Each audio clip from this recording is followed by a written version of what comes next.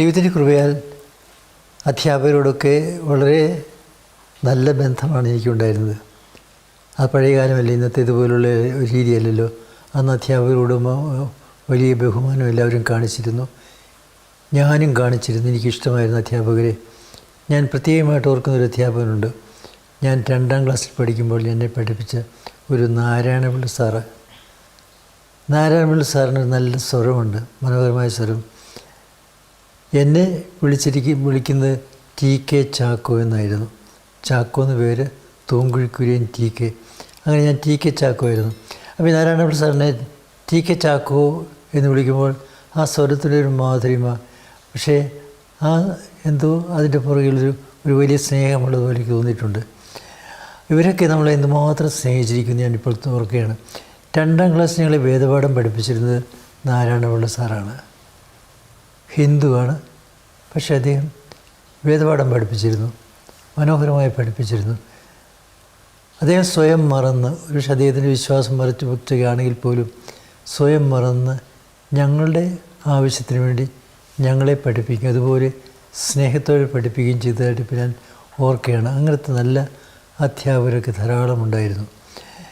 പിന്നെ സെമിനാറിലൊക്കെ ചെല്ലുമ്പോൾ തീർച്ചയായിട്ടും ഏറ്റവും വിശുദ്ധരായ വൈദികരും ഒക്കെ നമ്മളെ പഠിപ്പിക്കാനുണ്ട്. അവർക്കൊക്കെ എന്നോടൊക്കെ വലിയ സ്നേഹമാണ്. ഞാൻ ഒരുവിധം നന്നായിട്ട് പഠിക്കുന്ന ഒരു വിദ്യാർത്ഥി ശമാശനായിരുന്നുകൊണ്ട് അവർക്ക് പ്രത്യേകമായ വാത്സല്യമുണ്ടായിരുന്നു. അങ്ങനെ അവരെ ഞാൻ സ്നേഹത്തിൽ ഓർക്കുന്നു. പിന്നെ ഞാൻ ഓർക്കുകയാണ്, വാസ്തവത്തിൽ എത്രയോ ഭാഗ്യമുള്ളവനാണ് ഞാൻ. എന്നെ പഠിപ്പിച്ച ആലുവ സെമിനാരി റെക്ടറച്ചൻ, അതുപോലെ വൈസ് റെക്ടറച്ചൻ father Aurelian and father Zacharias, 2 പേരുടെയും നാമകരണ ചടങ്ങ് നടന്നുകൊണ്ടിരിക്കുകയാണെന്ന് പറയുമ്പോൾ ഞങ്ങളെയൊക്കെ പഠിപ്പിച്ച ഗുരുഭൂതന്മാർ എത്രയോ വിശുദ്ധരായിരുന്നു എന്ന് അത്ഭുതത്തോടെ നോക്കുകയാണ്.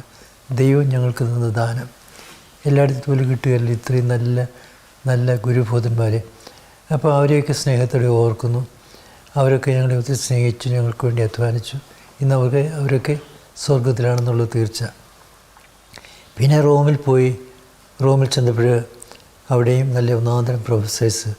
അവിടെയുള്ള പ്രൊഫസേഴ്സ് പിന്നെ വളരെ വിഖ്യാതരും കൂടിയായിരുന്നു, വലിയ എഴുത്തുകാരും അംഗീകരിക്കപ്പെട്ട ദൈവശാസ്ത്രജ്ഞന്മാരും ഒക്കെ. അങ്ങനെ അവരെയൊക്കെ ഓർക്കുകയാണ്. ചെഞ്ചി എന്ന് പറയുന്ന റെക്ടറസിനെയൊക്കെ വളരെ സ്നേഹത്തോടെ ഓർക്കുകയാണ്. അപ്പോൾ അവരിൽ നിന്നൊക്കെ ഒത്തിരി പഠിക്കാൻ സാധിച്ചു. ഞാൻ 9ാം സ്റ്റാൻഡേർഡിൽ എന്ന് പറഞ്ഞാൽ SLCയുടെ തലേ വർഷം സ്കൂൾ പഠിക്കുന്ന അവസരത്തിൽ എനിക്ക് ടൈഫോയിഡ് വന്നു. അപ്പോൾ ടൈഫോയിഡ് വന്ന് ഒരു മാസത്തിലധികം എനിക്ക് സ്കൂളിൽ പോകാൻ സാധിച്ചേയില്ല. അപ്പോൾ എനിക്ക് ഒത്തിരി ക്ലാസ് നഷ്ടപ്പെട്ടു, എൻ്റെ വർഷം നഷ്ടപ്പെടും എന്നുള്ള മട്ടായി. അങ്ങനെ ഇരുന്നപ്പോൾ ഞാൻ ഉത്കണ്ഠാകുലനായി, ഒരു വർഷം നഷ്ടപ്പെടുകയാണല്ലോ, പരീക്ഷ എഴുതാൻ പറ്റിയില്ല ഇനി. അപ്പോൾ ഞാൻ അങ്ങനെ വിചാരിച്ചിരിക്കുമ്പോൾ എന്നെ പഠിപ്പിച്ചുകൊണ്ടിരുന്ന വലിയ പറമ്പിലച്ഛൻ, അദ്ദേഹം ഭരണങ്ങാനക്കാരനാണ്. അച്ഛൻ എന്നോട് ഒത്തിരി ഇഷ്ടമായിരുന്നു. അച്ഛനോട് പറഞ്ഞു, നീ ഒന്നും പ്രയാസപ്പെടേണ്ടടാ, ഞാൻ ശരിപ്പെടുത്തി തരാം. എങ്ങനെയാണ് ശരിപ്പെടുന്നത് എനിക്കറിഞ്ഞുകൂടായിരുന്നു. അച്ഛൻ സയൻസ് പഠിപ്പിക്കുന്നയാളാണ്. അച്ഛൻ സ്റ്റാഫിൽ പറഞ്ഞ് ഞാൻ പരീക്ഷ എഴുതിയില്ലെങ്കിലും എന്നെ പ്രൊമോട്ട് ചെയ്യണമെന്നാവശ്യപ്പെട്ടു. അങ്ങനെ ആ അച്ഛൻ്റെ സ്നേഹവും വാത്സല്യം മൂലം എനിക്ക് ഒരു വർഷം നഷ്ടപ്പെടാതെ നേരെ 10ാം സ്റ്റാൻഡേർഡിലേക്ക് എന്ന് പറഞ്ഞാൽ ESLC ക്ലാസ്സിലേക്ക് പ്രവേശിക്കാൻ സാധിച്ചു. അപ്പോൾ ഞാൻ ഓർക്കുകയാണ്, എത്ര ദൈവത്തിൻ്റെ പരിപാലനയും സ്നേഹവും ആ അച്ഛൻ വഴിയായിട്ട് എനിക്ക് ലഭിച്ചു. അതുകൊണ്ട് എൻ്റെ ജ്യേഷ്ഠനും അതേ സമയത്ത് ടൈഫോയിഡ് വന്നു. പക്ഷേ ജ്യേഷ്ഠൻ 10ാം സ്റ്റാൻഡേർഡിലായിരുന്നുകൊണ്ട് പബ്ലിക് പരീക്ഷ എഴുതാതെ മുന്നോട്ട് പോകാൻ പറ്റിയില്ല. അങ്ങനെ ജ്യേഷ്ഠന് ഒരു വർഷം നഷ്ടപ്പെടുകയും ചെയ്തു, എനിക്ക് നഷ്ടപ്പെട്ടുമില്ല. അങ്ങനെ ദൈവത്തിൻ്റെ പ്രത്യേക പരിപാലന ആ അച്ഛൻ, എന്നെ പഠിപ്പിച്ച അച്ഛൻ വഴിയായിട്ട് അനുഭവിച്ചത് ഞാനിപ്പോഴും സ്നേഹത്തോടെ ഓർത്തുകൊണ്ടിരിക്കുന്നു.